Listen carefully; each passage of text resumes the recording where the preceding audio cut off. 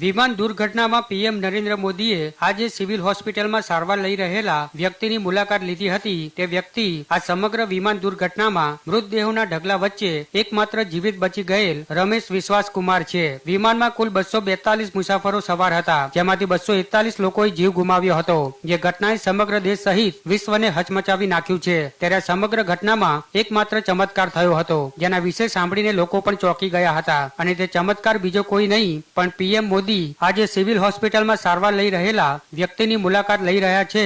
તે રમેશ વિશ્વાસ કુમાર છે, જેઓ પ્લેનના કાટમાળમાંથી જાતે જ બહાર નીકળ્યા હતા અને એમ્બ્યુલન્સ પાસે પહોંચ્યા હતા અને બાદમાં તેમને સારવાર માટે સિવિલ હોસ્પિટલમાં લાવવામાં આવ્યા હતા. જેની પુષ્ટિ પાછળથી ખુદ અમદાવાદ પોલીસ કમિશનર GS મલિકે કરી હતી. રમેશ વિશ્વાસ કુમાર સીટ નંબર 11A પર બેઠા હતા, ત્યારે તેમને પણ વિશ્વાસ નથી થઈ રહ્યો કે તેઓ જીવિત છે.